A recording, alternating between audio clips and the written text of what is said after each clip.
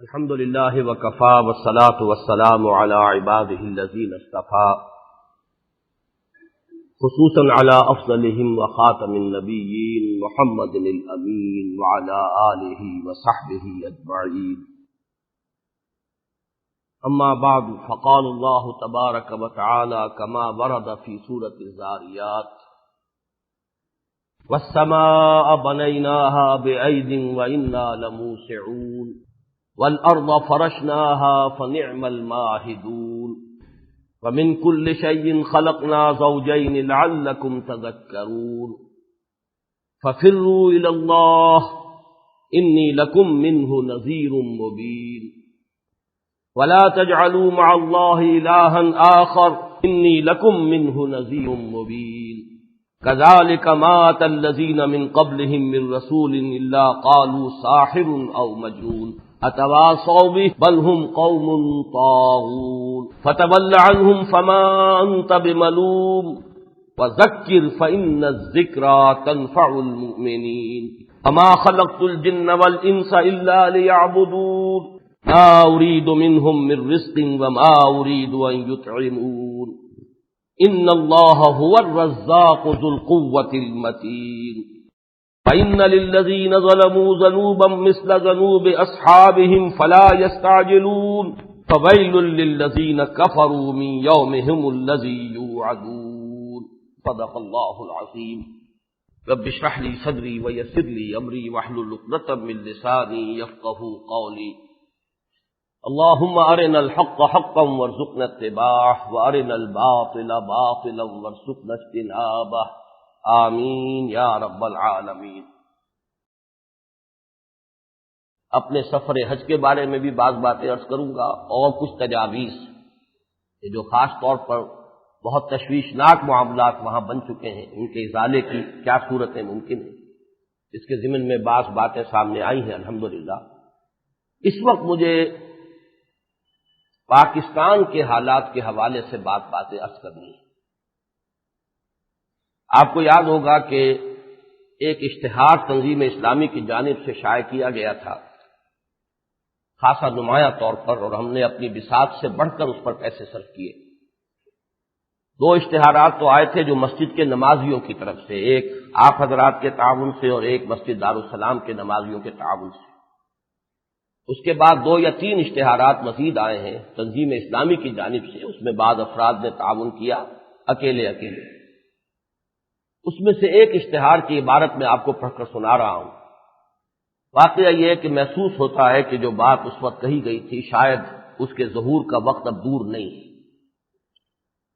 الفاظ یہ تھے کہ دولت خداداد پاکستان میں سودی لین دین پہلے بھی اندرونی اور بیرونی دونوں سطحوں پر جاری تھا.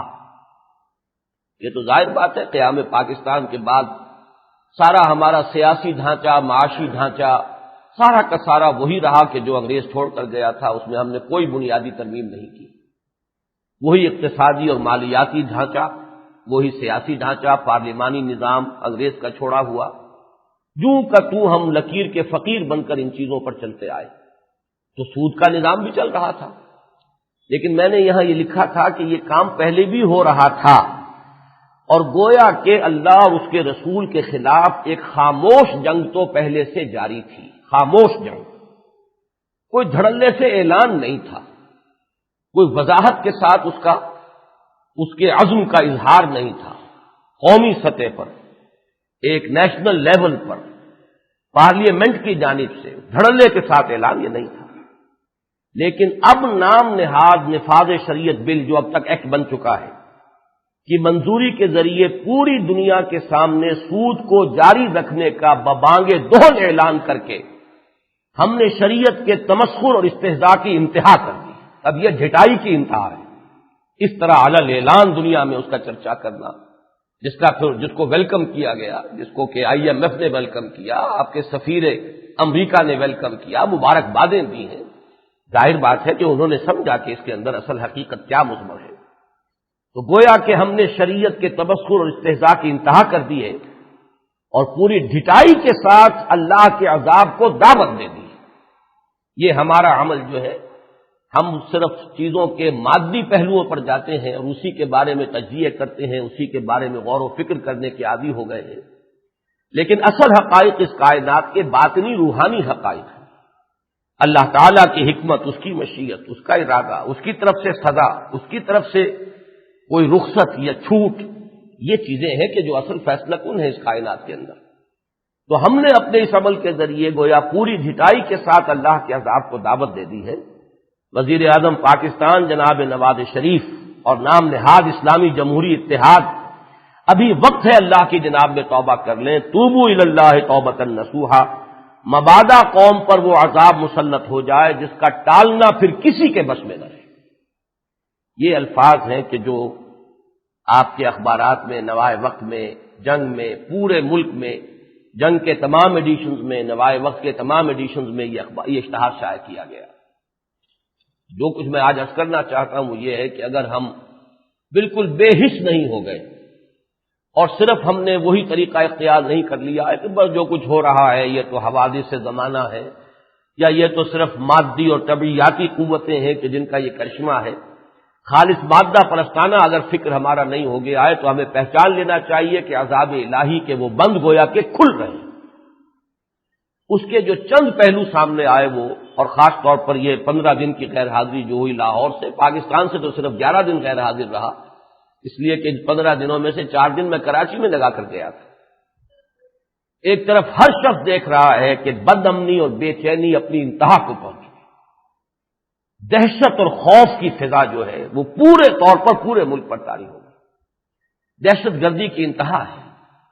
13 جانوں کا اس طرح ذبح کیا جانا دن دہاڑے، اور کوئی ایسا نہیں کہ کوئی ویران علاقہ ہو، پوری آباد بستی کے اندر یہ سب کچھ ہو رہا ہے اس ملک کے اندر۔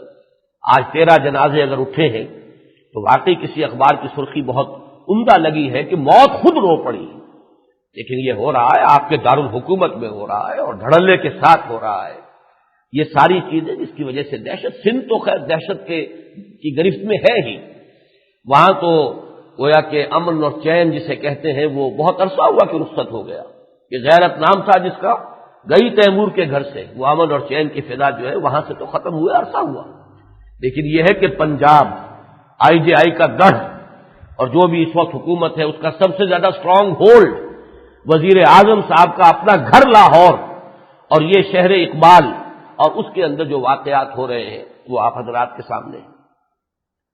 اس کے بنا پر جو نتیجہ صاف نظر آ رہا ہے وہ یہ ہے کہ عوام کا اعتماد حکومت اور امن قائم کرنے والے اداروں پر سے بالکل اٹھ گیا۔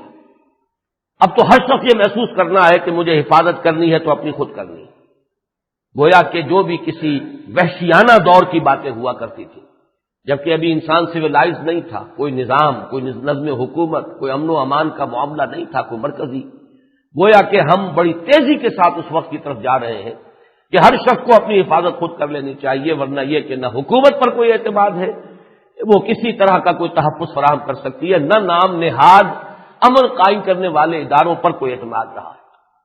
واقعہ یہ ہے کہ اگر شرم نام کی کوئی شے اس ملک کے اندر ہوتی تو حکومت کو فوراً مستعفی ہو جانا چاہیے۔ اگر یہی بنیادی کام کوئی حکومت نہیں کر سکتی تو ظاہر بات ہے کہ پھر اس کا وجود اور عدم بالکل برابر کے درجے میں۔ کسی اور ملک کے اندر اس کا اگر 100واں حصہ بھی ہو جاتا بد امنی کا جو اس وقت ملک کے اندر ہے تو حکومت جو ہے فوراً مستعفی ہو جاتی ہے۔ اگر ہم یہ کام نہیں کر سکتے، we can't deliver the goods, تو اپنی کلغیاں جما لینا جو ہے، اپنے کلغیوں میں اور ایک کے بعد دوسرے جو ہے پر لگاتے چلے جانا، تو اس سے حاصل کیا ہے؟ اس کے علاوہ دیکھیے ریل کا جو خوفناک حادثہ ہوا وہ تو ہوا، میں یہ دیکھ رہا ہوں کہ ہر دوسرے تیسرے دن خبر آتی ہے کہ فلاں ایکسپریس بھی بال بال بچی ہے۔ معلوم ہوا کہ یہ گویا کہ حوادث جو ہے یہ کوئی ایسے ہی نہیں ہے کہ ہو رہے، آخر ریلیں اس ملک میں پہلے بھی چلتی تھی، یہی نظام تھا۔ یہ تخریب کاری کا کوئی مسلسل کام ہے، اس میں سے یہ کہ کہیں کامیابی ہو جاتی ہے اور کہیں پر ناکامی ہو جاتی ہے۔ اس قدر تسلسل کے ساتھ پے بپے یہ خبریں جو ہے اس سے پہلے کبھی نہیں آئی تھی۔ اس سے آگے بڑھیے، طوفان باد و باران جو پنجاب پر آیا ہے، یہ کبھی سائیکلونز آیا کرتے تھے، کوئی طوفان آتے تھے، کوئی ساحلی شہروں پر آیا کرتے تھے، لیکن یہاں جس انداز کے طوفان آئے ہیں اس کا کہ یہاں کے رہنے والوں کو سرے سے کبھی کوئی تجربہ ہی نہیں۔ تاریخ میں کبھی ان کا تذکرہ نہیں ملتا۔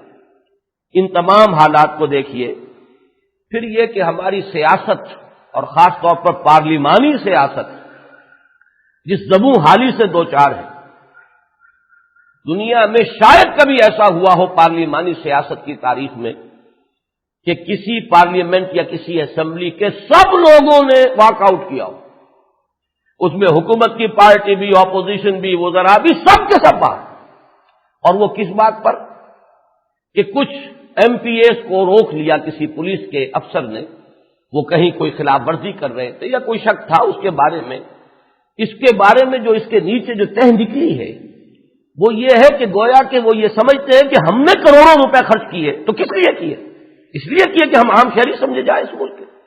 گویا کہ ہم تو کوئی بڑے پریویلیجڈ لوگ ہیں، ہمارے پاس تو بڑا تحفظ ہمیں ہونا چاہیے، ہم جو چاہیں کریں، ہمیں پوچھنے گچھنے والا کوئی نہیں ہونا چاہیے۔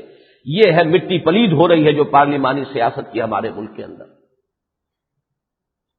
پھر یہ کہ سندھ میں جو خوفناک کھیل کھیلا جا رہا ہے، جام صادق صاحب اب جس کھوٹے پر بھی وہ ناچ رہے ہیں، جو بھی ان کی سورس آف اسٹرینتھ ہے وہ تو اللہ ہی بہتر جانتا ہے، کہنے والے جو بھی کہیں ان کو کہنے کا حق حاصل ہے، لیکن یہ کہ جو کچھ وہ کر رہے ہیں، جس رنگ کی سیاست وہاں چل رہی ہے اس وقت، اس کا تو واقعہ یہ ہے کہ سیاست جو ہے اس کو خودکشی کر لینی چاہیے، اس سیاست کو دیکھ کر کے جو جام صادق صاحب اس وقت سندھ میں کر رہے ہیں، اور اس کے جو نتائج نکلیں گے۔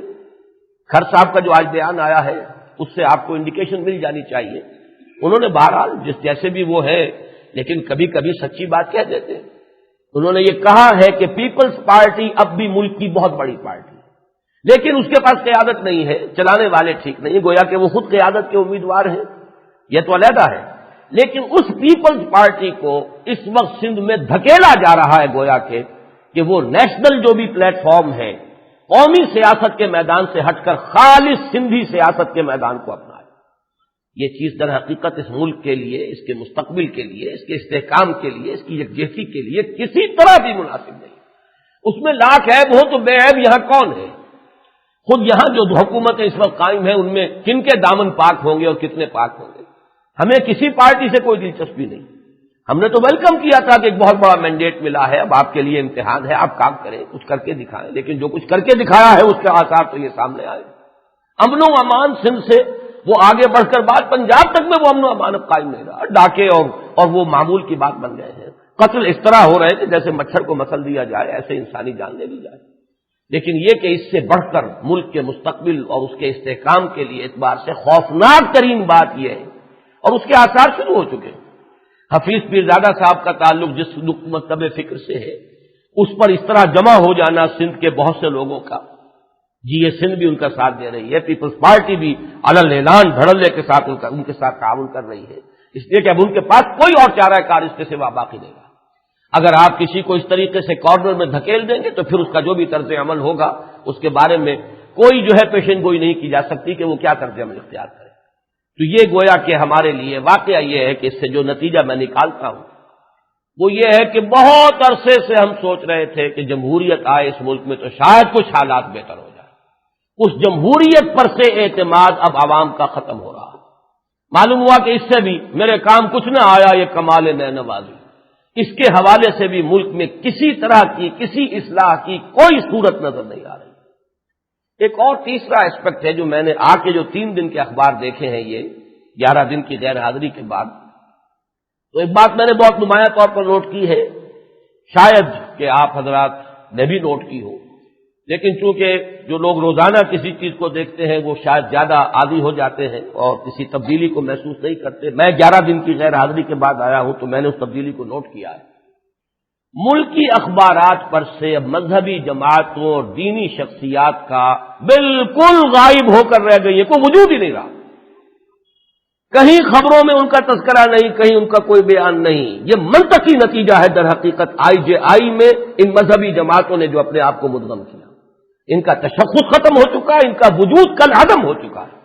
آج وہ حسین احمد صاحب کا، قاضی صاحب کا ایک بیان آیا تعزیت کا، اور یہ جو قتل ہوئے ہیں ان کے مجرموں کو پکڑنا چاہیے، بس اللہ اللہ اور خیر صلی اللہ، یا یہ کہ غفور صاحب کا بیان ہے کہ ایدھی صاحب کو زیادہ پریشان نہیں ہونا چاہیے، حالات ٹھیک ہو جائیں گے۔ حالات کیا ٹھیک ہو جائیں گے؟ اس شخص سے پوچھئے جس نے کہ دنیا میں اپنا نام منوایا ہے کہ اس ملک کے اندر ایک خدمت خلق، خالص خدمت خلق، سیاسی اعتبار سے بالکل علیحدہ رہ کر، ڈیٹیچڈ ہر اعتبار سے لا تعلق ہو کر اس نے عوام کی بہبود اور خدمت خلق کے لیے کتنا کام کیا ہے، اور آج وہ اس درجے بٹر ہو چکا ہے۔ وہ اس کا وہ نہ تھا، اگر بی بی سی سے انٹرویو نشر نہ ہو جاتا تو ہمارے اخبارات نے نہیں یہ خبر دینی تھی۔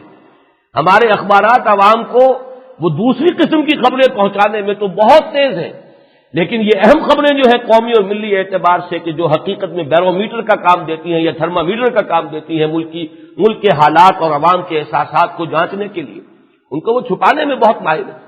بی بی سی سے انٹرویو آ گیا کہ میں تو تنگ آ گیا ہوں، اور اگر یہ صورتحال رہی تو میں کہوں گا بھارت کی حکومت سے کہ مجھے نیشنلٹی دے دو، میں واپس آ کر وہاں پہ کام کروں گا۔ پاکستان میں کسی خیر کے کام کے لیے کوئی امکان باقی نہیں رہا۔ بڑی باتیں تلخ ہوتی ہیں، وہ کوئی دینی کام نہیں کر رہے، وہ کوئی سیاسی کام نہیں کر رہے، ایک خدمت خلق کا کام، بیماروں کا کام۔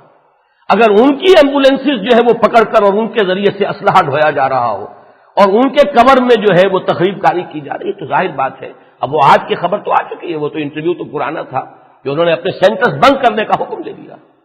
یہ سارے آثار غور کیجئے، کس بات کے آثار ہیں؟ کیا یہ عذاب کے مقدمات نہیں ہیں؟ کیا یہ در حقیقت آخری وارننگ کے درجے کی چیز نہیں ہے؟ حالات کی یہ تشویشناکی جو ہے میں نے کئی اعتبارات سے آپ کے سامنے رکھی ہے، امن و امان، خوف و دہشت کی کیفیت، واقعہ یہ کہ محض اس کی بنیاد پر حکومتوں کو مستعفی ہو جانا چاہیے۔ اور ویسے بھی برخاستگی جو ہے اسمبلیوں کی اگر پہلے ہو چکی ہے تو میں سمجھتا ہوں کہ اس سے کہیں زیادہ جواز پیدا ہو چکا ہے کہ ان کی بھی چھٹی کرائی جائے۔ یہ دوسری بات ہے کہ جو کھیلنا چاہتے ہیں وہ ابھی اور کھیلنا چاہتے ہیں، کھیلنے والے جو ہیں ان کا ابھی جینا بھرا ہو، وہ ابھی کسی اور دوسرے کھیل کے لیے جب تک کہ فضا ہموار نہ کر لیں اور کچھ نئے ایکٹرز فراہم نہ کر لیں، انہی ایکٹرز کو ابھی وہ سین کے اوپر برقرار رکھنا چاہے، ورنہ یہ کہ جن حالات میں وہ اسمبلیاں گئی تھیں انہی حالات کے اندر اس سے کہیں بڑھ کر صورتحال جو ہے وہ تقاضی ہو چکی ہے کہ حکومت خود مستعفی ہو یا یہ کہ اس کو جو ہے اس کا بھی وہی حشر کیا جائے جو اس سے پہلے ہو چکا ہے۔ مذہبی جماعتوں کا ان کا تشخص ختم ہو جانا، ان کا وجود اخبارات پر سے، اس کے ضمن میں خاص طور پر جو ندا تھا وہ آپ حضرات کی اگر نظر سے نہ گزرا ہو اور شاید اب تو اس کے پرچے بھی کمی ہو، میں نے خاص طور پر جاتے ہوئے کہا تھا کہ وہ مضمون ضرور شائع کر دیا جائے جو کوئی 15 دن پہلے غالباً چھپا تھا نوائے وقت میں انگریزی کا، ہندوستان کے ایک اخبار کا مضمون، جنہوں نے شاباش دی، بہت تعریف کی نواز شریف کی، اور وہ تعریف کس بات کی تھی کہ مولویوں کو خوب الو بنایا اس شخص نے۔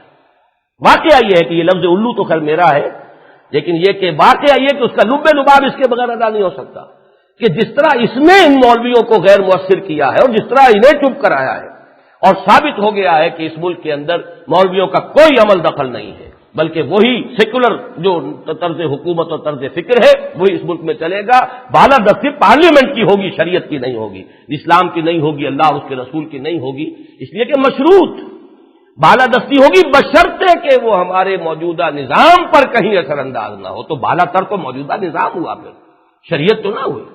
یہ اس پر جو ہے بغلیں بجائی گئی ہندوستان میں، وہ مضمون بہت ہی عمدہ مضمون ہے، میں سمجھتا ہوں کہ انہوں نے بڑے تعریف کی، یہ تعریف کرنی چاہیے، اوکھلے صاحب کو تعریف کرنی چاہیے تھی شریعت بل پر، یا پھر تعریف اب ہو رہی ہے بھارت سے ہو رہی ہے کہ بڑی بہت عمدہ بڑا انہوں نے کارنامہ سر انجام دیا۔ شریعت کے نام پر شریعت کا راستہ روکنا، واقعہ یہ کہ اس سے بڑا کمال فن جو ہے اس کا اظہار اب کارستو آئے دو، وہ یہ تو آپ ہی کا کرنے کا کارنامہ تھا، یہ کوئی اور تو کر نہیں سکتا تھا۔ اس کے اوپر جو ہے جتنے بھی ڈونگرے برسائے جائے کم ہے۔ یہ تو میں نے اندرونی حالات آپ کو بتائیں، ایک نظر ذرا بیرونی حالات پر ڈالیے۔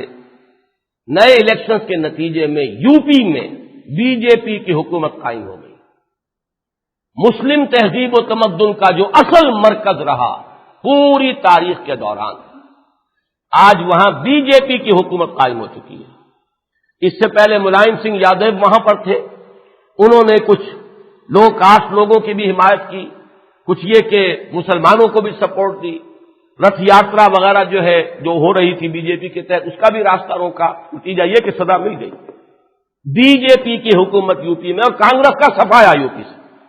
اگرچہ ابھی یہ ہے کہ کانگریس کو ساؤتھ انڈیا میں کچھ سپورٹ ملی ہے، مرکز میں اس کی حکومت بنی ہے، لیکن یو پی پورے ہندوستان کا اہم ترین صوبہ ہے۔ وہ آپ کے شاید علم میں نہ ہو پاکستان سے زیادہ آبادی صرف یو پی ایک صوبے میں ہے بھارت کے. ہمارا پورا مغربی پاکستان جو پاکستان ہے، اب کل پاکستان یہی رہ گیا ہے، اس سے زیادہ آبادی ہے یو پی کی. اور یہاں پر بی جے پی کی حکومت کا بن جانا ایک بالکل نیا باب ہے ہندوستان کی سیاست کی تاریخ میں، اور ان کے بارے میں بالکل کلیئر ہے. آج بھی ایک مضمون نوائے وقت نے شائع کیا، بہت عمدہ مضمون ہے، کلیئر ہے.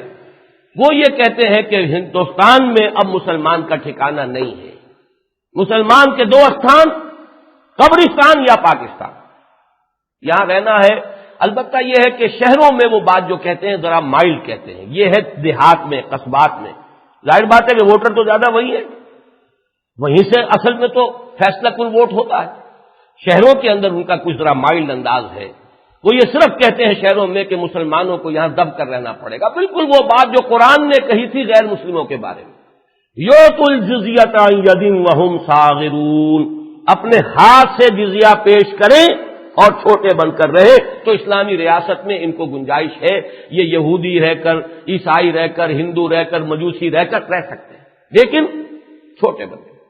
وہ ایکویلٹی کا خناس دماغ سے نکال دیں. انہیں سیکنڈ ریٹ سٹیزن کی حیثیت قبول کرنی ہوگی. یہ تو گویا کہ بڑی ہی مائلڈ بات، بڑی ہلکی بات، بڑی پالش بات ہے جو وہ شہروں میں کر رہے ہیں. باقی یہ کہ ان کا اثر و نفوذ اس الیکشن میں ان کے ٹوٹل ووٹ جو ہیں بھارت کے اندر دگنے ہو گئے، ایک دم دگنے. اس سے اندازہ ہے کہ ڈائریکشن کیا ہے، حالات کا رخ کیا ہے. میں نے اگر آ کر کہا تھا اسپین کے سفر سے واپسی پر کہ بالکل حالات اسپین کے رخ پر جا رہے ہیں. اگر کوئی ڈرامیٹک چینج نہیں ہوتی، اگر کوئی بڑی تبدیلی عظیم اللہ کی طرف سے رونما نہیں ہو جاتی، حالات تیزی کے ساتھ ادھر جا رہے ہیں کہ شاید ساؤتھ انڈیا سے بھی، ساؤتھ ایشیا جس کو کہا جاتا ہے، انڈیا اور پاکستان کا یہ پورا علاقہ، شاید یہاں سے مسلمان کا نام و نشان مٹ جائے جیسے اسپین سے مٹ گیا. انہونی بات نہ سمجھیے، تاریخ کے اندر ایک مثال موجود ہے. تیسری طرف کچھ لوگ ہیں جن سے میری پچھلے دنوں ملاقاتیں ہوئی ہیں، جو عالمی صہیونیت کے جو ارادے اور عزائم ہیں، جو ان کے نقشہ کار ہے، اس کے بارے میں ان کا خصوصی مطالعہ اور مشاہدہ، اور اس کے بنا پر ان کی یہ اطلاع ہے. واللہ عالم میں صرف ان کی اطلاع نقل کر رہا ہوں، اور اس اعتبار سے نقل کر رہا ہوں کہ چونکہ ہمارے کمانڈر ان چیف صاحب بھی ابھی تک تو وہ کمانڈر ان چیف ہیں، چیف آف آرمی اسٹاف ہے مرزا اسلم بیگ، اگرچہ یہ کہ شاید 17 اگست کو وہ نہیں ہوں گے، لیکن یہ کہ ان کی یہ بات کہ اب اگلا نشانہ پاکستان ہے، یہ بات کسی ملک کے اتنے بڑے ذمہ دار شخص کا کہہ دینا آسان بات نہیں تھی. جبکہ ہمارا ملک جو ہے وہ تو گویا کہ ہمیشہ کا ایک الہی ہے امریکہ کا. خاص طور پر ہماری فوج جو ہے اس کے بارے میں تو یہی تصور تھا کہ یہ تو امریکہ سے بہت ہی قریبی تعلقات رکھنے کی خواہاں ہے، سارے ہتھیار تو وہاں سے ملتے ہیں، یہاں سے تو آپ آدمی فراہم کر سکتے ہیں، باقی یہ کہ سوفسٹیکیٹڈ ویپنز جو ہیں وہ تو وہیں سے آئیں گے تو لڑیں گے. اس اعتبار سے امریکہ کے ساتھ بنا کر رکھنا یہ تو سمجھا یہ جاتا تھا کہ پاکستانی فوج جو ہے وہ تو اس معاملے میں بہت ہی فیصلہ کن جو ہے رائے رکھنے کی والی ہوگی. لیکن یہ کہ اسلم بیگ صاحب نے وہ بات کہی پوری جوش کے ساتھ نہیں، انہوں نے کہنے کا حق ادا کر دیا. اب یہ کہ کچھ عرصے کے بعد وہ نہیں ہوں گے، شاید اس وقت بات یاد آئے ان کی. ایک وقت میں تو بات سیاسی حکومت نے جو ہے ان کی وہ ختم کر دی تھی، لیکن چونکہ اسی کے ساتھ لگتی جلتی بات ہے، ملتی جلتی بات ہے، جو وہ حلقے جن کا میں تذکرہ کر رہا ہوں، جن کا عالمی صہیونیت اور اس کے عزائم، اس کے نقشہ کار، انہوں نے کیا کیا پلاننگز کی ہوئی ہے، کیا ٹائم ٹیبل انہوں نے فکس کیے ہوئے، اس کی روح سے ان کا کہنا یہ ہے کہ اکتوبر اس سال کا یہ تو ڈیڈ لائن ہے کہ بھارت سے لازماً حملہ کرایا جائے گا پاکستان پر.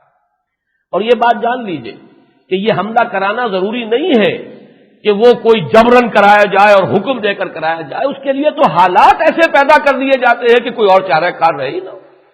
اس لیے کہ عالمی سطح پر حالات تو ان کے اختیار میں ہے، نہ بھارت کے ہاتھ میں ہے نہ پاکستان کے ہاتھ میں ہے، وہ تو اختیار ان کا ہے.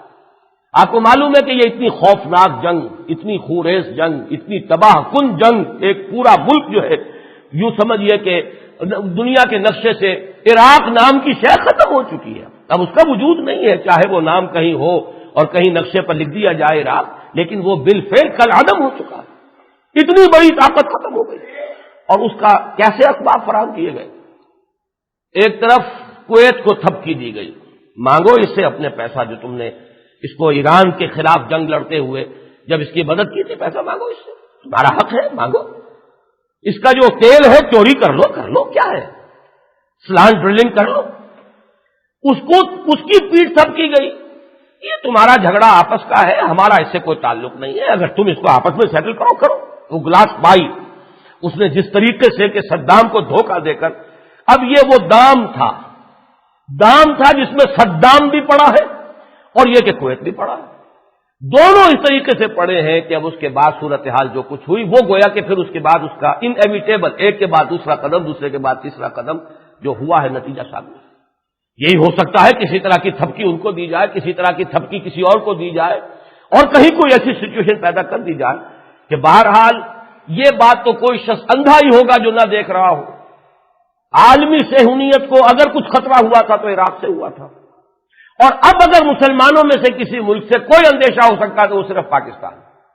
ایران کے بارے میں تو محسوس ہو رہا ہے کہ اس نے تو حالات کے رخ کو پہچان کر، اور رفسنجانی صاحب نے جو ہے اپنا قبلہ امریکہ کی طرف درست کر لیا، وہ تو اب اس رخ پر چل رہے ہیں۔ شاید یہ اپنے تحفظ کے لیے، سیلف ڈیفنس کے لیے کوئی اور چارہ کار نظر نہ آ رہا ہو، اگرچہ وہاں انٹرنلی اس پر بڑا تصادم ہے، اور خمینی صاحب کے صاحبزادے جو احمد خمینی وہ شدید ریزسٹنس جو ہے وہاں پر پیدا کر رہے ہیں کہ یہ امریکہ کی طرف دوبارہ جھکاؤ جو ہے ایران کا وہ نہیں ہونا چاہیے۔ ترکی اس سے پہلے ہی بہت ہی یوں سمجھیے کہ آگے بڑھ کر وہ امریکہ کی جھولی میں ہے اور اسی کے گھڑے کی مچھلی ہے۔ پھر یہ کہ وہاں کوئی ایسا ٹیکنالوجی والا معاملہ جو پاکستان سے خطرہ ہے، یہاں کچھ دیوانے بھی آباد ہیں، فنڈامنٹلسٹ بھی ہیں، پاگل لوگ یہاں پر آباد ہیں ان کے خیال کے مطابق، کچھ جنونی مذہبی بھی یہاں پر موجود ہیں۔ پھر یہ کہ یہاں پر یہ کیپیبلٹی جو ہے، ایٹم بم بنا ہے نہیں بنا ہے یہ تو اللہ ہی جانے، لیکن یہ کہ کیپیبلٹی تو ہے، دنیا کو معلوم ہے بنا سکتے ہیں۔ لہذا یہ مسئلہ جو ہے اکتوبر کے بارے میں تو ان حلقوں کا جن کا میں نے تذکرہ کیا ہے ان کی اطلاع یہ ہے کہ ہم ڈیفینیٹلی کہہ سکتے ہیں کہ اکتوبر میں انویژن ہوگا، اور عین ممکن ہے کہ وہ اس سے بھی قریب لا کر اگست تک بھی اس معاملے کو لے۔ اور حالات ابھی آپ نے جو خبر کل سنی ریڈیو پر اور آج اخبار میں بھی آ گئی، کس قدر اہم ثبوت ہے۔ اسرائیلی سیاحوں کا آج کل کشمیر میں کیا کام ہے؟ موت کی وادی میں سیاحت کے لیے کوئی جاتا ہے؟ آج کل تو وہاں ہر طرف موت کا ننگا ناچ ہے، وہاں تو ہر طرف جو ہے بدامنی ہے، ہر طرف کراس فائر ہو رہا ہے، آدمی جو ہے وہاں کا شہری وہ امن میں نہیں ہے کہ پتہ نہیں وہ فوجیوں کی فائر کے زد میں آ جائے یا جو بھی حریت پسند ہے ان کے فائر کے زد میں آ جائے۔ یہ کوئی سیاحت کا دور تو نہیں ہے، لیکن سیاح ہیں، وہ جھیل ڈل میں کون سا ڈول ڈالنے آئے ہیں یہ تو اس کا اندازہ کیا جا سکتا، اسرائیلی سیاح، اور آج وہ جھیل ڈل کے اندر جو ہے وہ اپنا مورچہ بنا کر بیٹھے ہوئے، اس سے بھی اندازہ ہو سکتا ہے کہ حالات کیا ہے۔ یہ ہیں حالات ہمارے اندرونی اور بیرونی، اس سے زیادہ وقت نہیں ہے کہ میں تفصیل میں جاؤں۔ اس کا نتیجہ کیا ہے وہ جو میں بیان کر چکا، اللہ کے ساتھ ہم نے کھلا اعلان جنگ کیا ہے، دھڑلے سے کیا ہے، تو آخر اللہ تعالی کا بھی کوئی جوابی جو عمل ہے اس کا بھی کوئی وقت معین ہے، وہ جب شروع ہو جائے تو پھر اس کا روکنے والا کوئی نہیں ہوتا۔ میں آج جب یہ سوچ رہا تھا اچانک میرا ذہن منتقل ہوا سورہ زخرف کی آیت نمبر 55 پر، فلما آسفونا انتقمنا منہم، جب انہوں نے ہمیں غصہ دلایا تو ہم نے ان سے انتقام لیا۔ اللہ تعالیٰ کو بھی غضبناک ہوتا ہے اللہ تعالیٰ۔ ایک حدیث میں بھی یہ لفظ آیا ہے، غضب اللہ تعالیٰ واہتز لہ العرش۔ وہ حدیث کیا ہے؟ اذا مدح الفاسق، جب کسی فاسق کی مدح کی جاتی ہے، اس کی تعریف کی جاتی ہے، فاسق ہے، فاجر ہے، جانتے ہیں، اور پھر پاس نامے پڑھے جا رہے ہیں کھڑے ہو کر ان کے سامنے اس امید میں کہ کچھ 2-4 لاکھ 10-15 لاکھ ہمیں بھی دے جائے گا۔ اذا مدح الفاسق، جب فاسق کی مدح کی جاتی ہے، غضب اللہ تعالی واہتز لہ العرش، اللہ تعالیٰ غضبناک ہوتا ہے، اور اس درجے غضبناک ہوتا ہے کہ عرش کانپنے لگتا ہے اللہ کے غضب کی وجہ سے۔ اور یہی مضمون اس آیت کا ہے، فلما آسفونا انتقمنا منہم، جب انہوں نے ہمیں غصہ دلا دیا تو ہم نے پھر ان سے انتقام لیا۔ آج ہم اس حد تک پہنچے ہیں۔ اس سے پہلے میں وہ آیات آپ کو سناتا رہا ہوں، سورہ روم کی آیت، ظہر الفساد فی البر والبحر بما کسبت ایدی الناس لیذیقہم بعض الذی عملوا لعلہم یرجعون۔ یہ بر و بحر میں فساد رونما ہو چکا ہے، بدامنی ہے، فساد ہے، دہشت ہے، خوف ہے۔ اب لباس الجوع والخوف ہمارے اوپر جو ہے مسلط ہو رہا ہے۔ یہ کیوں ہو رہا ہے؟ تاکہ ہم ان کے کچھ کرتوتوں کا انہیں مزہ چکھائیں۔ لیذیقہم بعض الذی عملوا، تاکہ ہم ذرا مزہ چکھائیں انہیں ان کے کچھ کرتوتوں کا. پورے کرتوتوں کا حساب لینے بیٹھ جائیں تو ختم ہی کر دیں ان کو, لیکن بعض الذی یعملون کے کچھ کرتوتوں کا مزہ چکھائیں لعلہم یرجعون, شاید کہ وہ لوٹ آئے. تو لوٹانے کے لیے, جگانے کے لیے, جھنجھوڑنے کے لیے, بیدار کرنے کے لیے بھی عذاب آتے ہیں چھوٹے چھوٹے.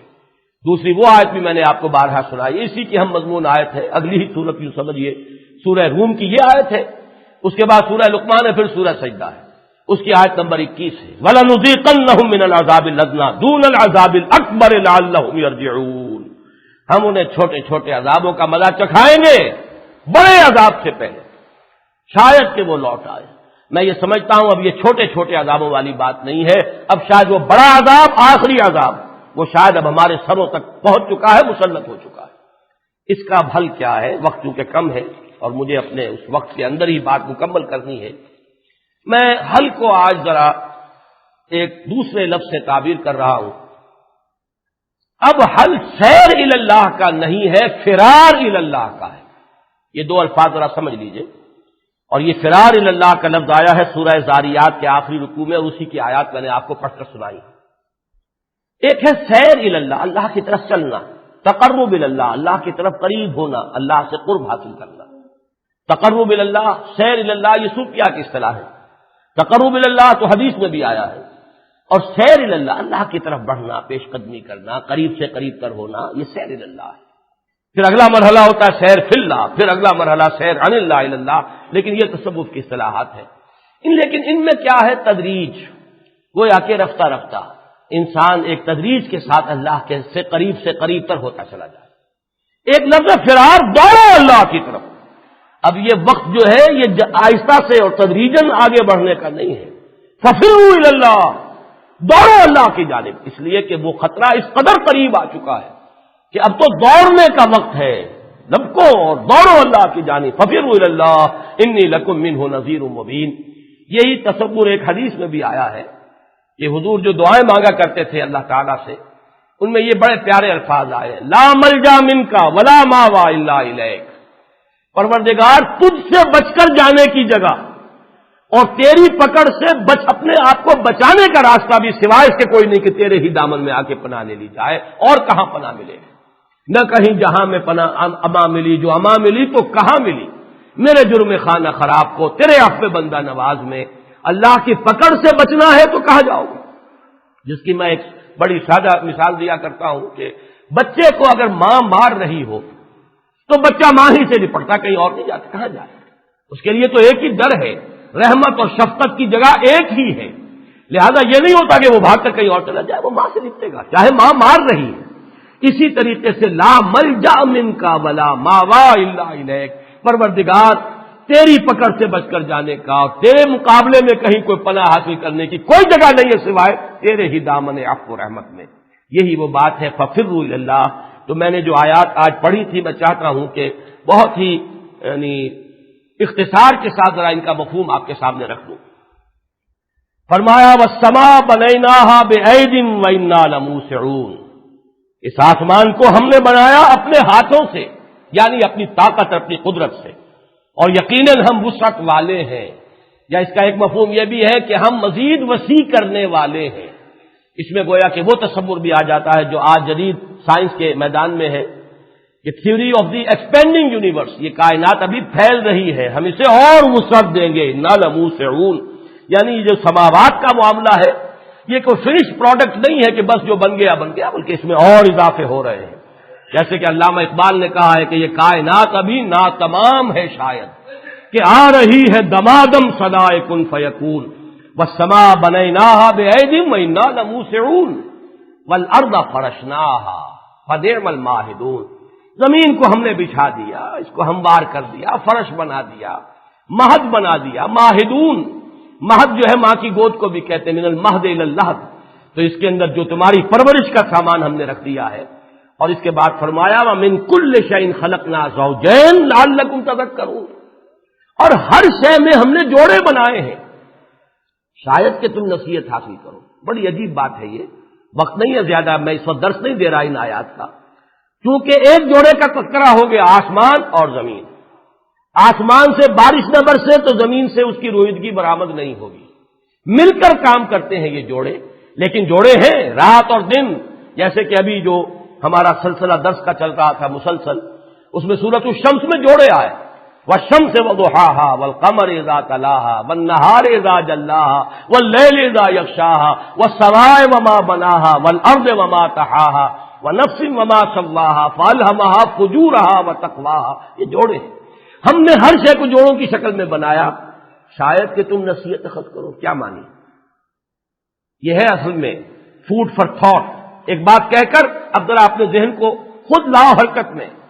اس دنیا کا جوڑا آخرت ہے، یہ دنیا اکیلی، اس کی کوئی توجیہ ہی نہیں ہے حیات دنیاوی کی انسان کی، جب تک کہ آخرت اس کے ساتھ شامل نہ کر لی جائے۔ یہ پورا فلسفہ جو ہے میں بیان کر چکا ہوں اپنے سفر سے پہلے، جو سورۃ العلق کا درس ہوا ہے، اور اس میں قیامت کا جو تصور ہے اور آخرت کا تصور۔ اس کے بعد فرمایا فَفِرُّوا إِلَى اللَّهِ إِنِّي لَكُم مِّنْهُ نَذِيرٌ مُّبِينٌ، یہ آخرت آ کر رہے گی، آنے والی ہے، اس کا ایک نتیجہ نکلتا ہے فَفِرُّوا إِلَى اللَّهِ، تو دوڑو اللہ کی طرف، إِنِّي لَكُم مِّنْهُ نَذِيرٌ مُّبِينٌ، یقیناً میں تمہارے لیے اس کی جانب سے صاف صاف خبردار کرنے والا اور آگاہ کر دینے والا۔ میرا کام ہے خبردار کر دینا، میرا کام ہے بتا دینا کہ عذاب آ رہا ہے، میرا کام ہے متنبع کر دینا کہ جدھر جا رہے ہو ہلاکت ہے، تباہی ہے، بربادی ہے، اس سے زیادہ میرے اختیار میں کچھ نہیں۔ میں صرف نذیر ہوں، نذیر عریاں، کھل کر بتا دینے والا کہ جدھر جا رہے اس کا انجام یہ ہے۔ آگے تمہارا اپنا طرز عمل ہے، تم اللہ کی طرف لوٹتے ہو یا نہیں لوٹتے، توبہ کرتے ہو نہیں کرتے، رجوع کرتے ہو نہیں کرتے، یہ تمہارا فیصلہ ہے۔ وَلَا تَجْعَلُوا مَعَ اللَّهِ إِلَٰهًا آخَرَ إِنِّي لَكُم مِّنْهُ نَذِيرٌ مُّبِينٌ، اور اللہ کے سوا کسی کو اپنا معبود مت ٹھہراؤ، اور یہاں پہ بڑے پیارے الفاظ یہ اللہ کے ساتھ کسی اور کو معبود نہ بنا لو، یہ ہے جس کا کہ اصل جرم ہم کر رہے ہیں۔ مسجد میں اللہ کی نماز ہے، پارلیمنٹ میں بالادستی اللہ کی نہیں ہے، پارلیمنٹ کی ہے۔ علامہ اقبال کے فرزند اقبال ڈاکٹر جاوید اقبال وہ بھی بڑا بڑا اعلان کر رہے ہیں ساورنٹی، پارلیمنٹ کی ساورنٹی، گویا کہ کفر ہے جس کی کہ وہ تلقین کر رہے ہیں، اپنے باپ کے نظریے کی بالکل نفی کر رہے ہیں۔ وہ تو یہ کہہ کر گئے تھے کہ سروری زیبا فقط اس ذات بے ہمتا کو ہے، حکمراں ہے ایک وہی، باقی بتانے آ گئی۔ آپ پارلیمنٹ کو بت بنانا چاہتے ہیں، اسے الہ بنانا چاہتے ہیں۔ انسانی حاکمیت کا تصور در حقیقت اللہ پر ایمان کی نفی ہے، لیکن دھڑلے کے ساتھ بڑے سے بڑے دانشور، انہی کی پذیرائی ہے تمام حلقوں کے اندر، انہی کی بات ہے جو سنی جائے گی، انہی کی باتیں ہیں جو تفصیل سے اخبارات میں چھپیں گی۔ یہ پورا معاشرہ جو ہے وہی دانشور جو کہہ رہے ہیں ڈٹ کر پارلیمنٹ کو سوورنٹی ہونی چاہیے، اور وہ مولوی بھی جو ہے منقار زیر پڑھ کر کے رہ گئے ہیں، سوائے ایک مولانا زاہد الراشدی صاحب کے، انہوں نے ایک فتویٰ جو ہے استفتاء لکھ دیا ہے کہ یہ مشروط شریعت بھی جائز ہے کہ نہیں۔ تو مشروط شریعت کہاں جائز ہوگی؟ اسی ندا میں جو میری تقریر پچھلی چھپ چکی ہے میں نے اس میں بیان کیا، لیکن یہ کہ سوچنے کی بات تو یہ کہ ہم کرتے کیا رہے ہیں، انہی کو سہارا دیا ہم نے، انہی کے ساتھ اتحاد بنائے، انہی میں اپنے آپ کو مدغم کر دیا۔ اب روئیں تو کس کے سامنے روئیں، شکوہ کریں تو کس سے کریں؟ یہ در حقیقت ہے بعد سمائی ہم آوردہ پست، یہ اپنی غلط طریقہ کار کا نتیجہ ہے کہ جو اب سامنے آ رہا ہے۔ بہرحال یہ جو ساورنٹی کا تصور ہے، ہیومن ساورنٹی، یہی در حقیقت اس دور کا سب سے بڑا شرک، سب سے بڑا کفر ہے، حاکمیت صرف اللہ کی۔ یہی وجہ ہے میں نے تو ایک بات طے کی ہے کہ مغربی جمہوریت کے بارے میں میں کم سے کم توبہ کر رہا ہوں کہ آج کے بعد جمہوریت کا لفظ زبان پر نہیں لاؤں، اس لیے کہ جمہوریت جو ہے در حقیقت وہ پاپولر ساورنٹی، وہ اس کا انٹیگرل پارٹ ہے۔ جب آپ ایک لفظ استعمال کریں گے لازماً اس کا ایک نتیجہ جو ہے سامنے آ جائے گا۔ اب سمجھائیے، بیان کیجئے، لوگوں کو عام کیجئے، اس کے اندر آگہی جو ہے ان کے اندر بڑھائیے کہ یہ جمہوریت جو ہے در حقیقت اسلامی جمہوریت یہ ہے کہ اس کے اندر صرف ان معاملات میں مشورہ باہم کیا جائے کہ جہاں اللہ اور اس کے رسول کا کوئی واضح حکم نہیں ہے، جہاں اللہ اور اس کے رسول کا واضح حکم آ گیا وہاں سر تسلیم خم۔ لیکن یہ ہے کہ لفظ جمہوریت در حقیقت چونکہ مغرب کی پیداوار ہے، یہ مغربی کانسیپٹ ہے جس کے بارے میں وہ جو کچھ علامہ اقبال نے کہا، واقعہ یہ ہے کہ اپنی جگہ پر جمہوریت جو اصل جمہوریت ہے، جس کا اصل رسول ہے ڈیوائن جو پاپولر ساورنٹی، وہ تو کفر ہے، وہ شرک ہے، اس میں کوئی شک نہیں۔ اس اعتبار سے لفظ خلافت ہمیں استعمال کرنا چاہیے۔ خلافت کا تصور ہے پاپولر ساورنٹی نہیں، پاپولر وائسرینسی، یہ ہے جو ہمیں استعمال کرنا چاہیے۔ بہرحال اس کو اس آیت کے حوالے سے پہچانیے، وَلَا تَجْعَلُوا مَعَ اللَّهِ إِلَٰهًا آخَرَ، اللہ کے ساتھ کسی اور کو الہ نہ بنانا۔ یہ کہ مسجد میں تو اللہ ہی معبود ہے، اسی کے سامنے سر ٹیکا جا رہا ہے، ماتھا ٹیکا جا رہا ہے زمین کے اوپر، لیکن یہ کہ پارلیمنٹ میں عوام سوورن ہے، ان کے نمائندے سوورن ہیں، وہ جو چاہے قانون بنائے، اور اللہ کی اور اس کے رسول کی کہ احکام کی جو تعبیر وہ کریں گے وہ مانی جائے گی۔ اس لیے کہ پارلیمنٹ کی سوورنٹی کا مطلب تو یہی ہے۔ میں بہرحال کہتا رہا ہوں کہ یہ سارا حق جو ہے عدلیہ کو ہونا چاہیے، وہ طے کرے گی کہ کیا شے جائز ہے، کیا شے ناجائز ہے، شریعت کی روح سے کیا چیز، کس چیز کا جواز ہے، کس کا نہیں۔ پارلیمنٹ اس کے تابع رہے۔ اسی لیے وہ اشتہار جو میں نے آپ کو پڑھ کر سنایا اس میں یہ جملہ بھی موجود تھا کہ فیڈرل شریعت کورٹ کو تمام پابندیاں ہٹا کر اسے اختیار دے دیا جائے، کوئی اس کے اندر استثناء نہ ہو، کوئی ریزرویشن نہیں، کوئی ایکسیپشن نہیں، کہ جس شے کو بھی وہ قرار دے دے کہ یہ خلاف شریعت ہے وہ یہاں معدوم ہو جائے، کل عدم ہو جائے۔ اگر ہم بغیر کسی استثناء اور ریزرویشن کے یہ بات نہیں کرتے تو گویا کہ ہم نے دین کے حصے بکھرے کر دیے۔ افتؤمنون ببعض الکتاب وتکفرون ببعض، اور گویا کہ ہم نے اللہ کے ساتھ خود اپنے آپ کو بھی معبودوں کی فہرست میں شامل کر لیا۔ ہمارا ووٹ، ہمارا نمائندہ وہ سوورن ہے، وہ طے کرے گا، پارلیمنٹ سوورن ہے، تو گویا کہ ہم نے الوہیت کو اور معبودیت کو تقسیم کر دیا۔ ایک الوہیت اور معبودیت مسجد میں ہے اور دوسری پارلیمنٹ میں۔ وَلَا تَجْعَلُوا مَعَ اللَّهِ إِلَٰهًا آخَرَ إِنِّي لَكُم مِّنْهُ نَذِيرٌ مُّبِينٌ، میں تمہارے لیے اللہ کی طرف سے کھلا اور واضح خبردار کر دینے والا ہوں۔ یہ دو مرتبہ یہاں پر آیا، انی لکم منہ نذیر مبین، اور یہ کہ ففروا الی اللہ، دوڑو۔ خاص طور پر اس رکوع کی طرف میرا ذہن آج اس لیے منتقل ہوا، جیسا کہ میں عرض کر چکا ہوں کہ اب سیر الی اللہ کا نہیں، فرار الی اللہ کا وقت آ چکا ہے۔ نہیں دوڑو گے تو ظاہر بات ہے دوڑو، زمانہ چال قیامت کی چل گیا، اٹھو اگر نہ حشر نہیں ہوگا پھر کبھی۔ یہ آہستہ آہستہ اور تھوڑا تھوڑا سنار کی کھٹ کھٹ کے ذریعے سے کام کرنا جو ہے وہ اب نتیجہ خیز نہیں ہوگا، اب دوڑنا ہوگا اللہ کی طرف۔ كَذَلِكَ مَا أَتَى الَّذِينَ مِن قَبْلِهِم مِّن رَّسُولٍ إِلَّا قَالُوا سَاحِرٌ أَوْ مَجْنُونٌ، اسی طرح نہیں آیا کسی بھی قوم کی طرف ان سے پہلے کوئی رسول، کوئی خبردار کرنے والا، مگر انہوں نے یہی کہا کہ ساحر ہے یا مجنون ہے، پاگل ہے، دیوانہ ہے، جنون کا عارضہ ہو گیا ہے، دقیانوسی آدمی ہے، کیا باتیں کرتا ہے، کس دور کی باتیں کرتا ہے۔ تو یہ تو ہمیشہ کہا گیا، آج ہمیں کہا جائے تو ہمیں تو اس پر خوش ہونا چاہیے۔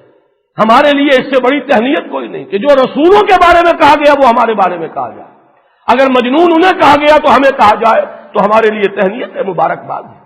اسی یہی مضمون اس حدیث میں بھی آیا ہے کہ بدا الاسلام غریبا وسیعود کما بدا فطوبى للغرباء، اسلام تو جب شروع ہوا تو اجنبی تھا، اس کے جاننے پہچاننے والے نہیں تھے۔ سیعود، سین جو ہے یہاں پر جب آتا ہے فعل مضارع پر عربی میں تو وہ مستقبل قریب کا مفہوم پیدا کرتا ہے۔ ان قریب اسلام پھر غریب ہو جائے گا، مسلمان امیر ہوں گے، بغداد میں محل بنیں گے اور وہاں کنیزوں کے لشکر ہوں گے، ناؤ نوش کی محفلیں جمیں گی، مسلمان امیر ہوں گے، غرناطہ میں محل بن جائے گا، اسلام غریب ہو جائے گا۔ ان دونوں چیزوں کو ایکویٹ نہ کیجئے، اسلام اور ہے، مسلمان اور ہے۔ ویسے تو یہ کہ دنیا میں ظاہر بات ہے یہ دو حقیقتیں علیحدہ نہیں کی جا سکتی، لیکن حقیقت کے اعتبار سے دونوں علیحدہ ہیں۔ مسلمان اور ہیں، مسلمان تو پھر بڑے امیر ہوئے، بڑی بڑی سلطنتیں قائم ہوئی، شہنشاہ اکبر ہو یا اور شہنشاہ ہو، ان کی بڑی عظمتیں، لیکن یہ کہ اسلام وہ غریب، اس کا پھر کوئی نہ رہا، کوئی اس کا جاننے پہچاننے والا نہ رہا، کوئی اس کا ہمدرد و غمگسار نہ رہا، سوائے اکا دکا کوئی مجددین آج ہم ان کا نام لیتے ہیں عظمت کے ساتھ۔ اپنے زمانے میں تو ان کے خلاف مولویوں کے فتوے تھے، ان کو مرتد قرار دیا گیا، انہیں واجب القتل قرار دیا گیا، بہت بڑا مقدمہ بنا دیا گیا تھا۔ یہ شخص اپنے آپ کو حضرت ابوبکر، حضرت عمر سے بھی افضل سمجھتا ہے، یہ احمد سرہندی، جس کو آج ہم مجدد الفسانی کے نام سے جانتے ہیں، دربار میں پیشی ہوئی تھی۔ ان مولویوں کے سامان کاروبار اور دھندے ہمیشہ یہی رہے، سرکاری درباری مولویوں کا رول ہمیشہ یہی رہا۔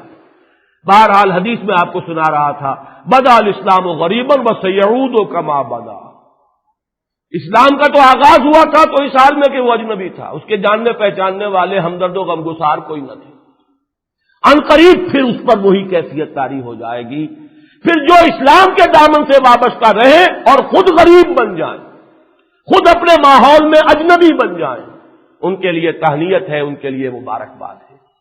وہی بات یہاں کہی جا رہی ہے، كذلك ما أتى الذين من قبلهم من رسول إلا قالوا شاعر أو مجنون أتواصوا به. کیا انہوں نے باہم ایک دوسرے کو یہ وصیت کی ہوئی ہے؟ کیا کوئی وصیت کی گئی تھی کہ جب بھی کوئی حق کی طرف بلانے والا اور خبردار کرنے والا سامنے آئے اسے پاگل ہی کہنا؟ کہیں یہ ان کا باہم گٹھ جوڑ ہوا ہے؟ اتواصوا به بل هم قوم طاغون. حقیقت یہ ہے کہ یہ سب کے سب سرکش لوگ ہیں. فتول عنہم، اب یہ ہے میرے لیے ہدایت، آپ کے لیے ہدایت. نبی اکرم صلی اللہ علیہ وسلم کو ہدایت، وہی تو در حقیقت ہمارے لیے ہدایت ہے. فتول عنہم، تو اے نبی آپ ان سے توجہ ہٹا لیجئے، دفع کیجئے ان کو، جدھر یہ جا رہے ہیں جانے دیجئے. فما انت بملوم، آپ پر کوئی ملامت نہیں ہوگی، آپ نے اپنا حق ادا کر دیا. آپ کا کام سمجھانا تھا، خبردار کرنا تھا، آپ نے کر دیا، لہذا آپ پر کوئی ملامت نہیں. آپ یہ نہ سمجھیے کہ اگر ان پر کوئی عذاب آ گیا تو گویا کہ یہ کوئی آپ کی طرف سے کوتاہی ہوگی. معاذ اللہ، فما انت بملوم، ہرگز آپ پر کوئی ملامت نہیں. وذکر فإن الذکریٰ تنفع المؤمنین، اور تذکیر جاری رکھیے، یاد دہانی کراتے رہیے، نصیحت کرتے رہیے. ان کو مفید نہیں ہوگی تو اہل ایمان کو تو فائدہ پہنچائے گی. فإن الذکریٰ تنفع المؤمنین، بہرحال جو بھی آپ کے ساتھی جڑے ہیں، آپ کے ساتھ آئے ہیں، آپ کے ساتھ وابستہ ہوئے ہیں، آپ کے دامن سے وابستہ ہوئے ہیں، آپ تذکیر کرتے رہیے. چلیے ان میں سے بھی ہو سکتا ہے کسی کے دل میں بات پڑ جائے، نہیں تو آپ ان کو دفع کیجئے. اہل ایمان جو آپ کے ساتھی ہیں ان کو تو فائدہ ہوگا، ان کو تو یاد دہانی ہو جائے گی، ان کے تو ایمان کو اور جلا ملے گی. وذکر فإن الذکریٰ تنفع المؤمنین وما خلقت الجن والانس الا لیعبدون. یہاں پھر وہی تصور آ رہا ہے، حاکمیت انسانی کی نفی. میں نے نہیں پیدا کیا ہے جنوں اور انسانوں کو مگر صرف اس لیے کہ میری بندگی کریں. حاکمیت اب کہاں رہ گئی؟ پیدا ہی کیے گئے اس لیے کہ میری بندگی کریں. زندگی آمد برائے بندگی، زندگی بے بندگی شرمندگی. یہ تو بنی ہی زندگی ہمیں دی گئی ہے، ہم اس کی اطاعت کریں، ہم اس کی بندگی کریں، ہم اس کی عبادت کریں. اب کہتے ہیں غلام کو، غلام کا کام ہے اپنے آقا کی فرما برداری، جو حکم ہو سر آنکھوں پر. غلام کسی شے کا مالک نہیں ہوتا، وہ خود مملوک ہے. اپنے آقا کی ملکیت ہے، کس کا مالک کا ہوگا؟ کوئی کوٹڑی دے دی ہے آقا نے تو ملکیت تو آقا کی ہے، ٹھیک ہے، وہ اس میں سو رہا ہے، رات کو جا کر آرام کر لیتا ہے. کوئی رین بسیرا ہے، اس کا بھی انسان مالک نہیں ہوتا. جیسے کہ بعض شہروں بعض مکانوں کے اوپر لکھا ہوا بھی ہوتا ہے، ای امانت چند روزہ نزد معاش، در حقیقت مالک ہر شے خدا، ہر شے کا مالک تو اللہ ہے. لہذا انسان کے لیے حقیقت میں بندگی ہے، بندگی میں نفی ہے حاکمیت کی. سروری زیبا فقط اس ذات بے ہمتا کو ہے، حکمراں ہے ایک وہی، باقی بتانے آدری. یہی تصور خلافت ہے. انسان کو خلافت دی گئی ہے، حاکمیت نہیں دی گئی. انسان حاکم نہیں ہے، خلیفہ ہے. جب وہ بادشاہت کا زمانہ تھا بادشاہ خلیفہ ہوتا تھا. یا داؤد انا جعلناک خلیفۃ فی الارض، اس لیے کہ ابھی انسان اس کا جو شعور ہے عمرانی ارتقاء کا، وہ اس مرحلہ اس حد تک نہیں آیا تھا کہ عوامی کوئی جو ہے حقوق کا تصور ہو. قبائلی نظام ہے، قبائلی نظام میں شیخ قبیلہ جو ہے سربراہ ہے. بس وہ شیخ قبیلہ اگر خود بھی اللہ کا بندہ ہے اور اللہ ہی کے احکام پر اپنے قبیلے کو چلا رہا ہے تو یہی اسلامی نظام تھا. بادشاہ اگر خود اللہ کے احکام کا پابند ہے اور اللہ ہی کے احکام نافذ کر رہا ہے تو ٹھیک ہے، یہی اسلامی نظام ہے اپنے اس دور کے مطابق. آج وہی معاملہ ہوگا کہ آپ مشورہ کریں، ٹھیک ہے، لیکن مشورہ کہاں ہوگا؟ جہاں اللہ اور اس کے رسول کا کوئی حکم نہ ہو. جہاں اللہ اور اس کے رسول کا حکم ہے وہاں سر تسلیم خم، وہاں آپ کی 51% تو کس کھیت کی مولی ہے، آپ 100% بھی کوئی ترمیم نہیں کر سکتے. اور یہ ظاہر بات ہے کہ عوام کے نمائندوں کا کام نہیں ہے کہ طے کریں. عوام کا نمائندہ تو ان پڑھ بھی ہو سکتا ہے. یہ تو کام انہی کا ہوگا جو کتاب و سنت سے واقف ہو، یہ ان کی ذمہ داری ہوگی. لہذا عدالت، سپیریئر کورٹس ان کو حق دے دیجئے کہ وہاں جائیں، علماء بھی آرگو کریں. جیسے کہ میں نے آپ کو بارہا بتایا، 5 جولائی 1982 کو میں نے یہ بات ضیاء الحق مرحوم سے کہی تھی کہ آپ نے آئلی قوانین کے اوپر شریعت کورٹ کے ہاتھ باندھے ہوئے ہیں. میں یہ نہیں کہتا کہ جو میں کہتا ہوں وہ آپ کریں، میں کون ہوں؟ لیکن جو کوٹ آپ نے بنائی ہے اس میں علماء آپ کے چنے ہوئے ہیں، یور ہینڈ پکڈ علماء، تو تقی عثمانی صاحب ہو اور وہ پیر کرم شاہ صاحب ہو یا اس وقت غالباً ملک غلام علی صاحب تھے، یہ سب جو ہے آپ کے اعتماد والے لوگ ہیں، ان کو اختیار دے دیجیے۔ غلام احمد پرویز زندہ ہے، اس وقت تک وہ زندہ تھے، وہ ابھی آ کے ثابت کر دیں، اس لیے کہ ان آئینی قوانین کا اصل مصنف غلام احمد پرویز ہے۔ یہ سب کے سب در حقیقت منکرین حدیث کے بنائے ہوئے، منکرین سنت کے بنائے ہوئے قوانین، لیکن یہ کہ ان کو فیصلہ کرنے دیجیے کہ اس میں کیا صحیح ہے کیا غلط ہے۔ بہرحال یہ وہ بات ہے کہ اسلامی نظام جو بھی بنے گا وہ یہ ہوگا، جو بھی باہمی مشورے کا نظام ہو اس کی ایک لمٹ ہے۔ لمٹ کیا ہے؟ اللہ اور اس کے رسول کے احکام، جس کو میں نے بارہا بیان کیا کہ ایک دائرہ ہے، اس دائرے کے اندر آپ آزاد ہیں، دائرے سے آگے نہیں جا سکتے۔ وہ دائرہ کیا ہے؟ اللہ اور اس کے رسول کے احکام کا دائرہ ہے۔ حضور نے جو فرمایا کہ مثل المومن کا مثل الفرس فی اخیتہ، مومن کی مثال اس گھوڑے کی سی ہے کہ جو اپنے کھوٹے سے بندھا ہوا ہے۔ 100 گز کا اگر آپ نے رسہ باندھ دیا ہے اور کھوٹے کے گرد 100 گز ریڈیس کا ایک دائرہ وجود میں آ جائے گا، اس میں گھوڑا آزاد ہے، دائیں جائے بائیں جائے، شمال جائے جنوب جائے، 50 گز تک جائے، 100 گز تک چلا جائے، یہ 100 گز کے اندر چکر کھائے اس کو اجازت ہے۔ 101واں گز نہیں آ سکتا، نہ مشرق میں نہ مغرب میں نہ جنوب میں نہ شمال۔ یہ ہے آزادی اور پابندی کا حسین امتزاج۔ جہاں اللہ اور اس کے رسول کے احکام آ گئے آپ پابند، جہاں نہیں ہے آپ آزاد۔ آزادی میں اب امرہم شورا بینہم، باہمی مشورے سے معاملہ طے کرو۔ صرف یہ پہلو ہے جس کی وجہ سے ہم نے جمہوریت کے لفظ کو اختیار کیا کہ کم سے کم اس میدان میں جمہوریت ہے، باہمی مشورہ ہے۔ لیکن یہ ہے کہ اگر اس سے وہ بحثیں اٹھ کھڑی ہوں جیسے کہ کھڑی کر دی گئی ہیں دانشورانہ انداز میں کہ سوورن پارلیمنٹ ہونی چاہیے، تو وہ در حقیقت نیگیشن ہے۔ اس لیے میں سمجھتا ہوں کہ بہتر یہ ہے کہ اس جمہوریت، مغربی جمہوریت کے لفظ ہی کو ہم ترک کر دیں، خلافت کا لفظ جو ہے اس کا ہم اختیار کریں کہ یہ ہے قرآن کا لفظ ہے، حدیث کا لفظ ہے، ہماری تاریخ کا لفظ ہے۔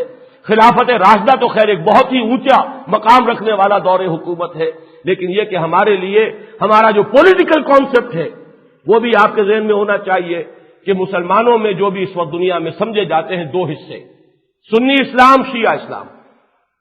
شیعہ اسلام کے مقابلے میں سنی اسلام کا اصل سمبل خلافت ہے، وہاں لفظ امامت ہے، یہاں لفظ خلافت ہے۔ انہی دونوں کے درمیان فرق ہے۔ سارا پولیٹیکل تھاٹ جو ہے شیعہ اسلام اور سنی اسلام کا وہ انہی 2 الفاظ کے حوالے سے ہے۔ وہاں امامت، امامت معصومہ، یہاں خلافت، اور خلافت معصومہ نہیں ہے۔ حضرت ابو بکر بھی معصوم نہیں تھے، معصومیت ختم ہوئی نبوت کے ساتھ۔ آخری معصوم محمد الرسول اللہ صلی اللہ علیہ وسلم، آخری رسول، آخری نبی محمد صلی اللہ علیہ وسلم۔ بہرحال آگے چلیے، وما خلقت الجن والانس الا لیعبدون، میں نے تو جنوں اور انسانوں کو صرف اس لیے پیدا کیا میری بندگی کریں۔ حاکمیت ان کے لیے نہیں ہے، ان کے لیے سیاسی سطح پر خلافت، معاشی سطح پر ملکیت نہیں ہے، ملک بھی وہی مالک بھی وہی، امانت ہے۔ این امانت چند روزہ نزدماس، در حقیقت مالک ہر شے خدا۔ یہ باتیں میں نے تفصیل سے بیان کی۔ اسلام کا معاشی نظام، اسلام کا سیاسی نظام، اسلام میں پاپولر ساورنٹی نہیں ہے، پاپولر وائسرینسی ہے، خلافت عامہ ہے۔ اسی طرح اسلام میں ملکیت کا کوئی تصور نہیں، امانت کا تصور ہے۔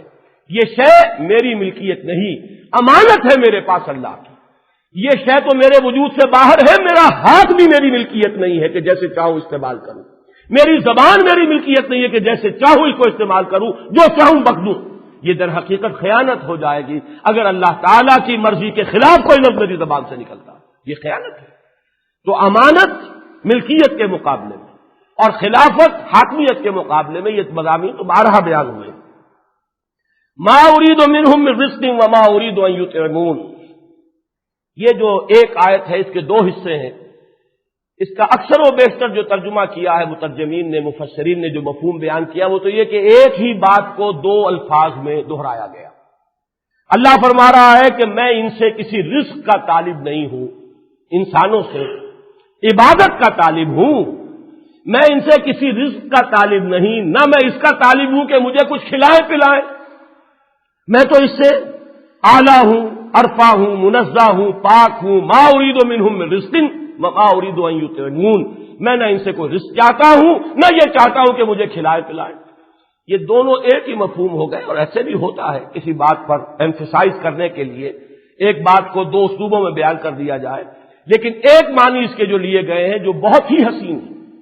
ما اريد منهم من رزق، وہ ایک علیحدہ مفہوم کی حامل آیت ہے، اور یہ وہ لوگ خاص طور پر کان کھول کر سنیں جو کہ دین کی اقامت کی جد و جہد کے لیے اپنے آپ کو تیار کر رہے ہوں یا جنہوں نے ارادہ کر لیا ہو۔ اس آیت کا یہ مفہوم بھی ہے، میں ان پر ان کے رزق کی ذمہ داری نہیں ڈال رہا، یہ میرے ذمے ہے۔ ان سے رزق کی ذمہ داری میں نے ان پر نہیں ڈالی ہے، میں ہوں جو ان کو رزق دوں گا، نہ میں نے ان کے اوپر یہ ذمہ داری ڈالی ہے کہ وہ خود اپنے لیے اپنا رزق فراہم کریں، نہ میں نے اپنے رزق کی ذمہ داری ان پر ڈالی ہے۔ ان اللہ هو الرزاق ذو القوۃ المتین، یہ تو اللہ ہے جو رزاق ہے، جو تمہیں کھلائے گا پلائے گا۔ اس لیے کہ انسان سب سے زیادہ ڈرتا ہے، پیٹ کی مار مارتا ہے، پیٹ کی مار مرتا ہے، کیا کروں گا، کہاں سے کھاؤں گا، کہاں سے پیوں گا، کیا کروں گا، کیسے ضروریات پوری ہوں گی، کس طریقے سے میرے یہ بال بچوں کی ضروریات پوری ہوں گی، اگر اس کام میں لگ جاؤں تو یہ میری دکان جو ہے یہ بھی معلوم ہوتا ہے کہ یہ بساط اس کی لپٹ جائے گی، یہ کاروبار جو ہے یہ 10-15 ہزار کی تنخواہ جو ہے یہ چھوڑ دوں، سودی ملازمت اگر بینک کی ملازمت چھوڑ دوں، کیا کروں گا، کیا کھاؤں گا، کیا پیوں گا۔ یہ ہے کہ جو سب سے زیادہ انسان کے لیے انسان کی ہمت کو پست کر دینے والی بات، یہی بات سورہ عنکبوت میں بھی آئی ہے، وَمَا مِن دَابَّةٍ فِي الْأَرْضِ إِلَّا عَلَى اللَّهِ رِزْقُهَا، کوئی چوپایا کوئی جاندار زمین پر نہیں ہے مگر یہ کہ اس کا رزق اللہ کے ذمے ہے، عَلَى اللَّهِ رِزْقُهَا، اللہ کے ذمے ہے اس کا رزق۔ یہی بات یہاں کہی جا رہی ہے، یہ مفہوم بہت پیارا ہے، لیا ہے بعض مفسرین نے کہ میں نے ان پر ان کے اپنے رزق کی ذمہ داری بھی نہیں ڈالی اور نہ اپنے رزق کی ذمہ داری ڈالی ہے، نہ میں ان سے یہ چاہتا ہوں کہ مجھے کھلائیں، نہ یہ کہ خود اپنا پیٹ بھرے، میں بھروں گا پیٹ، لیکن بشرطے کہ میرے بن جاؤ، مجھ پر اعتماد کرو، مجھ پر توکل کرو۔ بعض احادیث میں بھی آیا ہے کہ اگر تم توکل کرو اللہ پر جیسے کہ توکل کا حق ہے تو تمہیں وہ اسی طرح کھلائے گا اور پلائے گا جیسے کہ پرندوں کو کھلاتا ہے پلاتا ہے۔ جیسے کہ حضرت مسیح کے الفاظ آئے ہیں سرمن آف دی ماؤنٹ میں، کیوں ڈرتے ہو، کیوں اس خوف میں مرے جا رہے ہو کہ کیا کھائیں گے کیا پیئیں گے؟ جنگل کے پرندوں کو نہیں دیکھتے کہ وہ نہ بوتے ہیں نہ کاٹتے ہیں نہ وہ ہل چلاتے ہیں نہ فصل کاٹتے ہیں، لیکن وہ صبح خالی پیٹ نکلتے ہیں، شام کو آسودہ ہو کر لوٹ آتے ہیں۔ تو اے بے یقینوں، جو ان پرندوں کو کھلاتا پلاتا وہ تمہیں نہیں کھلائے گا، لیکن یہ کہ تمہیں تو سارا یہی قول مارے دیتا ہے، اور کیوں فکر کرتے ہو کیا پہنو گے؟ جنگل کے شوشن کو نہیں دیکھتے، نہ وہ کہیں کاٹتی ہے نہ بنتی ہے نہ کپڑا بناتی ہے، لیکن پھر بھی میں تم سے کہتا ہوں کہ جیسا خوشنما لباس اس کے رب نے اسے پہنایا ہے، سلیمان بھی اپنی پوری شان و شوکت کے باوجود ویسا ملبس نہ تھا، وہ لباس تو سلیمان کو میسر نہیں تھا جو اللہ تعالیٰ نے ان جنگل کے پھولوں کو لباس عطا کیا ہے، تو کیا وہ تمہیں نہیں پہنائے گا، تمہارا تن نہیں ڈھانپے گا؟ یہ مفہوم ہے وَمَا خَلَقْتُ الْجِنَّ وَالْإِنسَ إِلَّا لِيَعْبُدُونِ مَا أُرِيدُ مِنْهُم مِّن رِّزْقٍ وَمَا أُرِيدُ أَن يُطْعِمُونِ إِنَّ اللَّهَ هُوَ الرَّزَّاقُ ذُو الْقُوَّةِ الْمَتِينُ، اللہ ہی ہے رزق دینے والا اور وہ ہے زبردست طاقت والا، قوت والا، بہت مضبوط۔ فَإِنَّ لِلَّذِينَ ظَلَمُوا ذَنُوبًا مِثْلَ ذُنُوبِ أَصْحَابِهِمْ، یہ آیت آخری ہے اور یہی میری آج کی گفتگو کا موضوع۔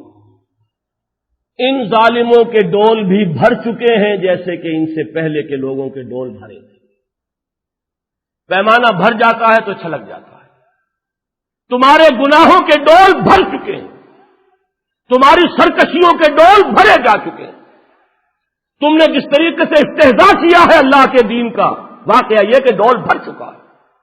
وَإِنَّ لِلَّذِينَ ظَلَمُوا ذَنُوبًا مِثْلَ ذُنُوبِ أَصْحَابِهِمْ، آخر اس سے پہلے بھی اللہ ہی کے بندے تھے جن کو اللہ نے ہلاک کیا۔ کیا بنو امیہ جو اسپین میں حاکم رہے کیا وہ مسلمان نہ تھے؟ کیا ہم سے زیادہ برے مسلمان تھے؟ آج نام و نشان نہ رہا، جب ڈول بھر جاتا ہے چھلک جاتا ہے، ظلم ایک حد تک پہنچتا ہے پھر اس کا ازالہ کر دیا جاتا ہے، اللہ تعالیٰ اپنی زمین کو اس کوڑے کرکٹ سے پاک کر دیتا ہے۔ وَلَوْلَا دَفْعُ اللَّهِ النَّاسَ بَعْضَهُم بِبَعْضٍ لہدمت صوامع وبیع وصلوات ومساجد یذکر فیہا اسم اللہ کثیرا. یہ ہے بڑی سخت آیت ہے. فإن للذین ظلموا ذنوبا مثل ذنوب اصحابہم. جیسے کہ اوروں کے ڈول بھرے گئے تھے، جب بھر گئے تو پھر جو انجام ہوا تمہیں معلوم ہے. اسی طرح ڈول بھر چکا ہے. فویل فلا یستعجلون، تو اب جلدی نہ مچاؤ، وہ عذاب جس کا تم اس مستحق ہو چکے ہو وہ آتا رہے گا. جو مہلت مل رہی ہے غنیمت سمجھو.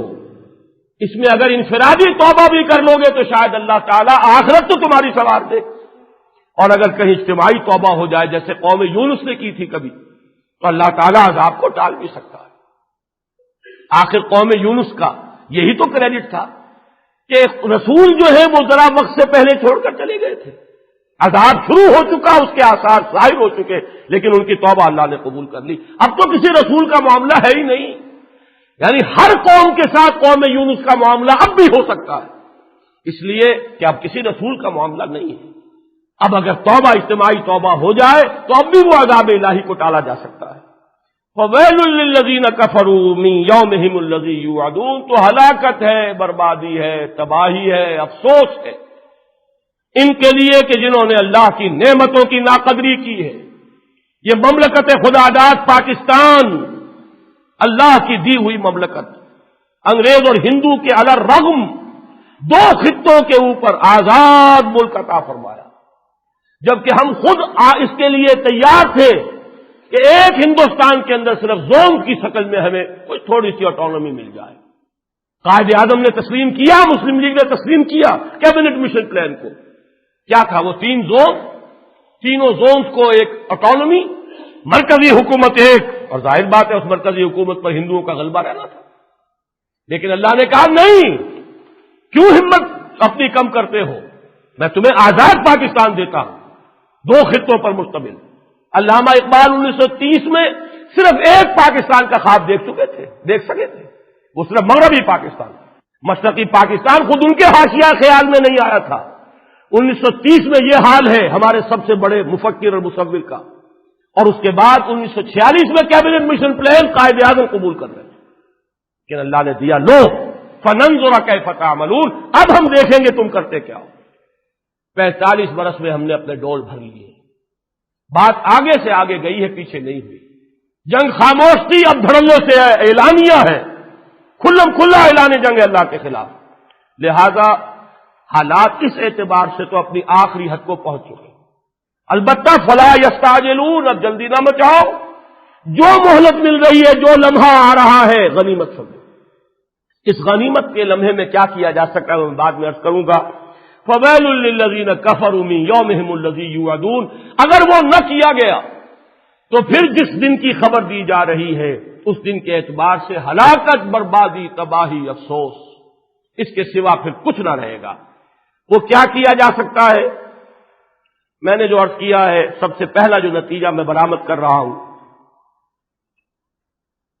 کہ ہمیں اس نتیجے تک پہنچ جانا چاہیے کہ مغربی جمہوریت، بالخصوص پارلیمانی جمہوریت، ہمارے دکھوں کا علاج ثابت نہیں ہوئی. یہ ہمارے درد کا مداوا نہیں. لیکن اب اس کا آلٹرنیٹ کیا ہے؟ ماشاء اللہ وہ اس سے بھی زیادہ خوفناک ہے. قطعاً کوئی ترمیم نہیں ہے میرے اپنے اس موقف کے اندر. ماشاء اللہ اس ملک کے لیے سوسائڈل، تباہ کن ہے. یہ میں نے 18 اگست 1980 کو الفاظ کہے تھے. پہلی ملاقات تھی ضیاء الحق صاحب سے. اس سے پہلے اگر ہوئی ہوں گی تو وہ یک طرفہ ملاقاتیں تھی. میرے درس میں مسجد خضرہ میں بعض مواقع پر وہ آئے، بعد میں معلوم ہوا، مجھے کیا معلوم کون آیا کون گیا. لیکن پہلی ملاقات بالمشافہ ہوئی 18 اگست 1980 کو. اب میں نے یہ کہا کہ خدا کے لیے آپ الیکشن کرائیے، اس لیے کہ یہ ماشاء اللہ کی طوالت یہ سوسائڈل ہے اس ملک کے لیے. یہ لفظ تھا میرا. اور 1982 میں تو پھر میں نے وہ خط لکھ دیا تھا دسمبر میں، وہ جو چھپا بھی ہے اخبارات میں، پھر میثاق میں. تو میں ماشاء اللہ کا قطعاً کسی درجے میں حامی نہیں. ماشاء اللہ اس ملک کے لیے یہ یقیناً نہایت، یہ جس کو کہنا چاہیے کہ بہت ہی خوفناک اور خطرناک وہ زہر جو ہے سم قاتل، وہ ماشاء اللہ ہے. تو تیسری شکل کیا ہے؟ میرے نزدیک ہمیں واحد راستہ جس کو میں اس سے پہلے صرف اسلامی انقلاب کے نام سے بیان کرتا رہا، اب اس میں جمہوریت کی جگہ پر احیاء خلافت کا لفظ استعمال کر رہا ہوں۔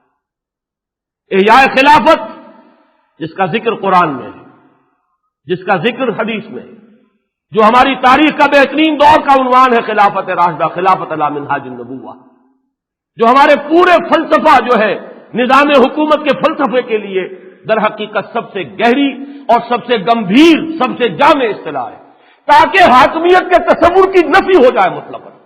جمہوریت کا لفظ جب بھی ہم لائیں گے تو حاکمیت کسی نہ کسی درجے میں آ جائے گی، محدود حاکمیت، تھوڑی حاکمیت، ایک دائرے کے اندر حاکمیت۔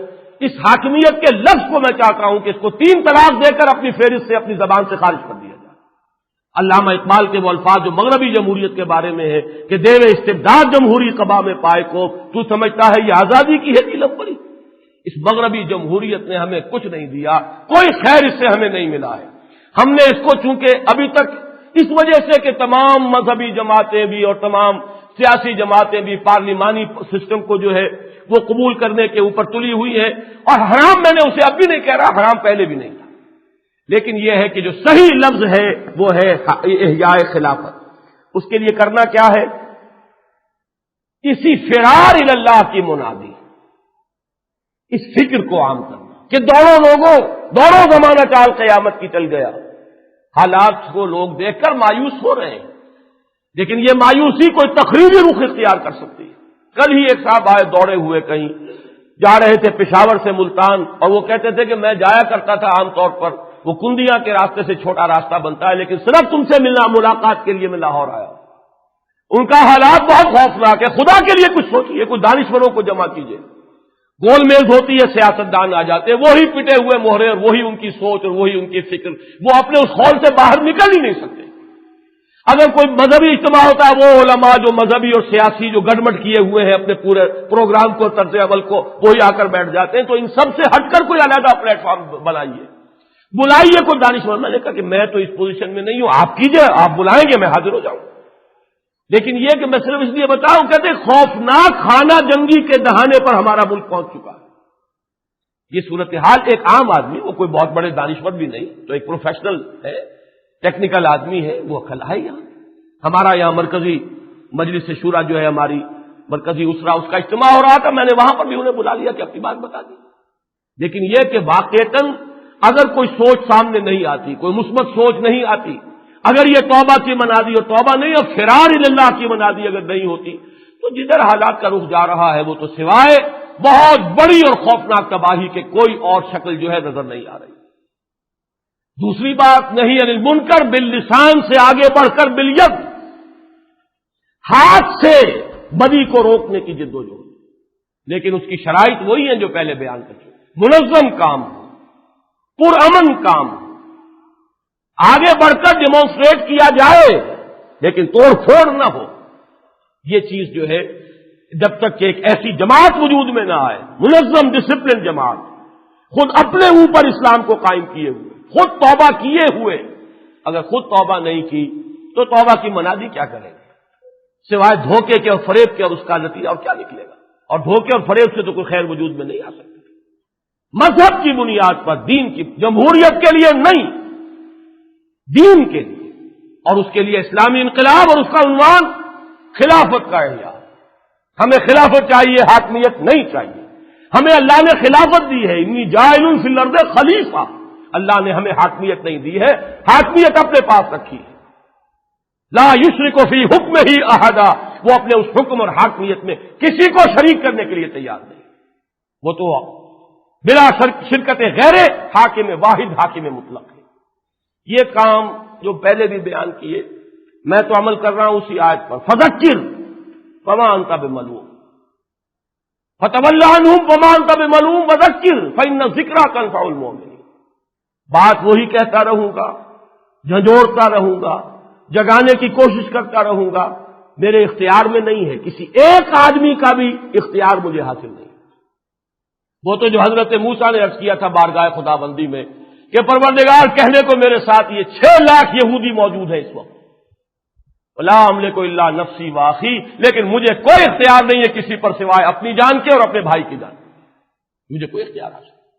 اسی طریقے سے حضور سے کہہ دیا گیا انک لا تہدی من احببت ولکن اللہ یہدی من یشاء، اے نبی آپ کے اختیار میں نہیں ہے کہ جسے چاہے ہدایت دے دے، تو اللہ جس کو چاہتا ہے ہدایت دیتا ہے، لیکن ایک کام تو میرے اختیار میں اللہ نے دیا ہے، جھنجھوڑتا رہوں، کہتا رہوں، آپ کو جگانے کی کوشش کرتا رہوں، جو وسائل و ذرائع ہیں ان کے حوالے سے قوم کو متوجہ کرنے کی کوشش کرتا رہوں۔ ہم نے تو بہت اپنے وسائل سے آگے بڑھ کر وہ اشتہارات بھی دیے، چرچا بھی ہوا ہے، لوگوں نے اس کا تذکرہ کیا ہے، اپنے اسی سفر حج کے دوران بہت سے لوگوں نے ذکر کیا، ان چیزوں کا نتیجہ نکلتا ہے، لیکن ہمارے وسائل تو محدود ہیں، ہم اس طرح کی چندے بازی نہیں کرتے جس طرح کی چندے بازی جماعتیں کیا کرتی ہیں۔